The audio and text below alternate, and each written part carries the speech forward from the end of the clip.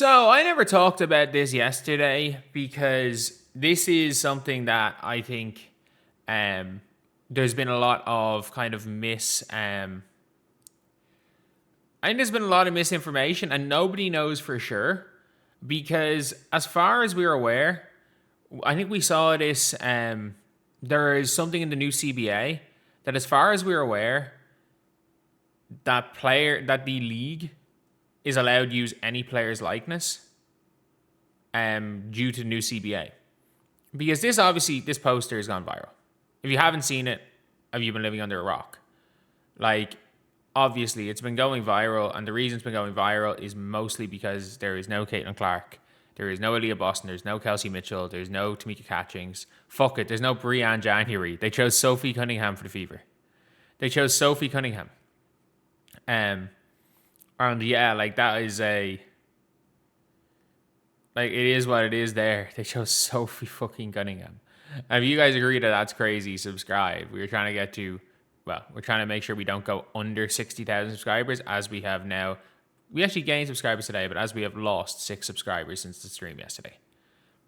As I knew, we lost 45 subscribers by not boycotting a game, which is a bit weird, but still. So basically, everyone thought, oh, they don't have the rights to Caitlin Clark. That still doesn't explain why there's no Lauren Jackson, why Copper is in instead of Taurasi or Griner, why why Shakira Austin is in there for the Washington Mystics. Like, why instead of Sloot, who is current and the best player in Sky history, or Candace Parker, or anyone, you've got Rakia. I get it, you wanted current players.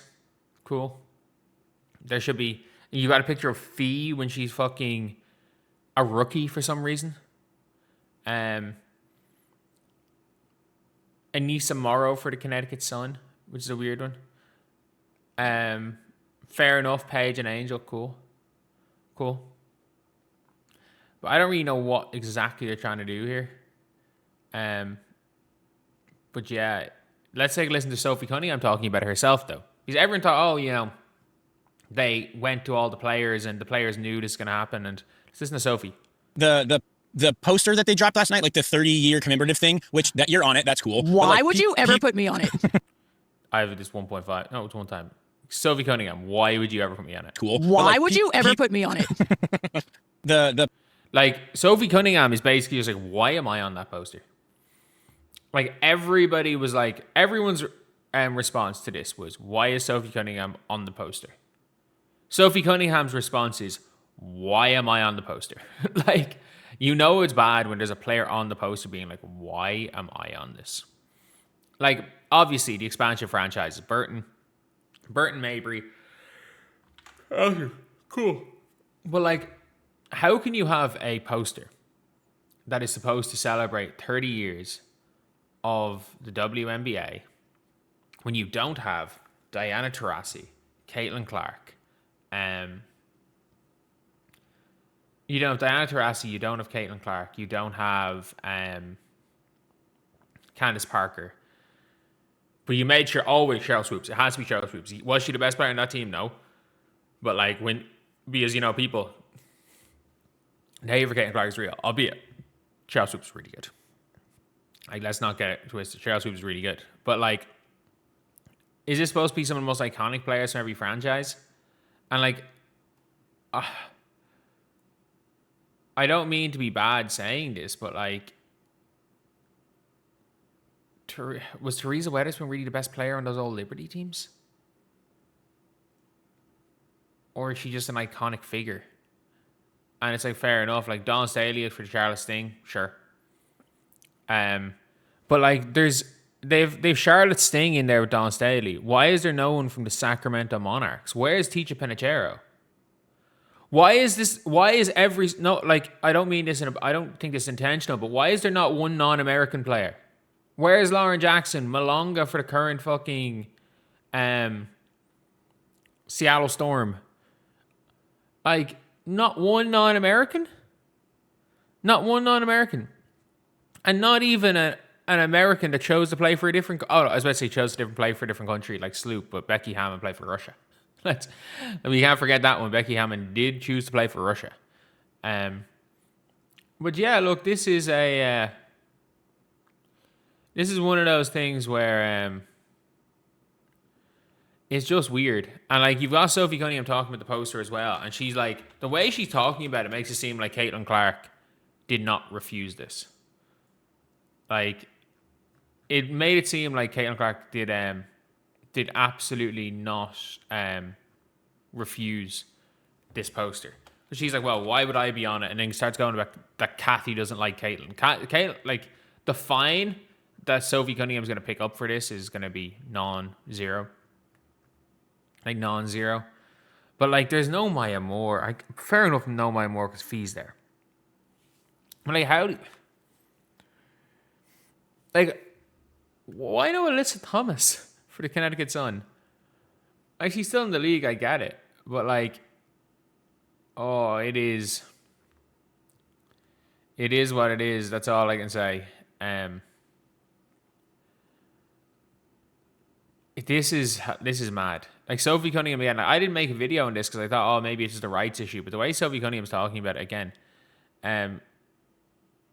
I haven't been sure whether WWE does or doesn't have the image rights to use Caitlin, but Sophie's response leads me to believe it was surprising for her too. As far as I'm aware, I've seen posts about it. As far as I'm aware, in the new CBA, the league has the rights basically to every player's, basically has every player's image rights. They can use the image rights for whatever they please. And that is, again, something that happens. They can choose not to use Caitlin Clark's. And maybe Caitlin Clark requested not to be used on anything because the league haven't put Caitlin Clark on anything. But the Fever didn't even put Caitlin Clark on anything in the Fever calendar. The Fever calendar didn't have Caitlin Clark. So it's like, it has to be a rights issue. But also, I think people found out that they were selling a Caitlin Clark calendar.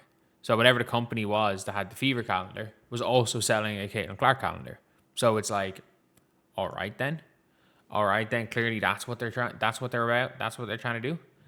But yeah, look, this now is something that is blown way out of proportion and had a way bigger kind of impact on the like, I'm not gonna say the fandom, but like has had a bigger impact on how fans are looking at this league and how fans are looking at how the league are treating Caitlin. It doesn't help that the day this happened is the day Caitlin got cheap shotted twice. Like, it doesn't help that they're both the same day. Like, that, it really doesn't. It really doesn't that this poster comes out the day Caitlin Clark got cheap shotted. Like, that does not help anything in this scenario. But yeah, it's an interesting one. That's the only word I can use to say it is. It is interesting to see how much the league continues to fuck this up, and like, they don't need to release the league doesn't need to release a statement about the rights, but like what they need to do is, like, during the CBA, if it was a rights issue because of the backlash, you know for a fact The Athletic will be writing about this. No credible sources have said that they don't have the rights. Not one credible source has said that the WNBA don't have the rights to Caitlin Clark's image. And you better believe, as we saw with the CBA, if the WNBA are in a little bit of hot water, they will use the media. So it doesn't seem like this is a rights issue. This genuinely just seems like, look, it seems like, I wouldn't be surprised if the way the WNBA are looking at it as they're refusing to promote Caitlin because they're like, well, we're bigger than Caitlin. We need to show we're bigger than Caitlin. Anyway, yeah, that's the video. See you guys.